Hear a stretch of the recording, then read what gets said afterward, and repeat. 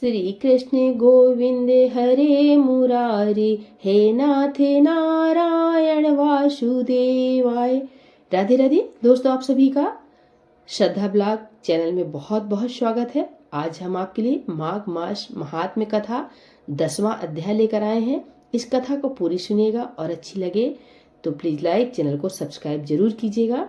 यमदूत कहने लगे कि हे वैश्य, एक बार भी गंगा जी में स्नान करने से मनुष्य सब पापों से छूटकर अत्यंत शुद्ध हो जाता है। जो मनुष्य गंगा जी को दूसरे तीर्थों के समान समझता है वह अवश्य नरक में जाता है।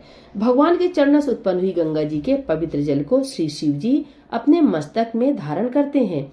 वह ब्रह्मा जो संदेह रहित प्रकृति से अलग और निर्गुण है, ब्रह्मांड में उसकी समानता किससे हो सकती है। गंगा जी का नाम हजारों योजन दूर से ही लेने वाला नरक में नहीं जाता। इसलिए मनुष्य को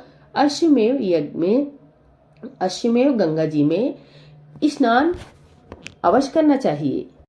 हे वैश्य, जो ब्राह्मण दान लेने का अधिकारी होकर भी दान नहीं लेता, वह आकाश के नक्षत्रों में चंद्रमा के समान है। जो कीचड़ से गौ को निकालता है वह रोगी की रक्षा करता है, या जो गौशाला में मरता है वह आकाश में तारा होता है। प्राणायाम करने वाले मनुष्य सदैव उत्तम गति को प्राप्त होते हैं। प्रातः के समय स्नान के पश्चात जो 16 प्राणायाम करते हैं वह घोर पापों से बच जाते हैं। जो पराई स्त्री को माता समान मानते हैं वह यम की यातना को नहीं भोगते। जो मन से कभी भी पर स्त्री का चिंतन नहीं करता वह दोनों लोगों का अपने अधीन करता है। जो पराये धन को मिट्टी के समान समझता है वह स्वर्ग में जाता है। जिसने क्रोध को जीत लिया मानो उसने स्वर्ग को जीत लिया।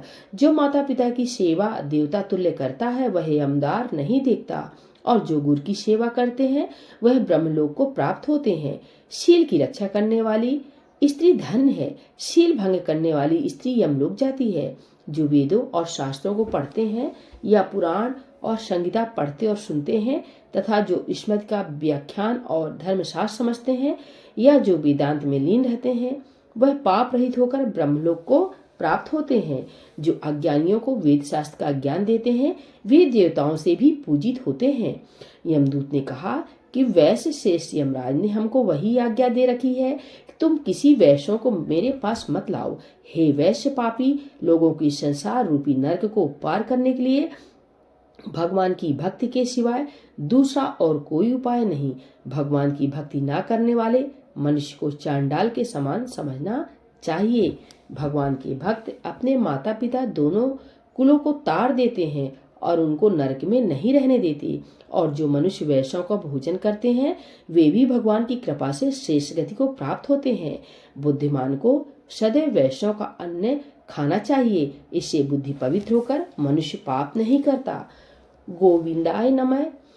इस मंत्र का जाप करता हुआ जो मनुष्य मृत्यु को प्राप्त होता है वह परम धाम को प्राप्त होता है, इसमें कोई संदेह नहीं है।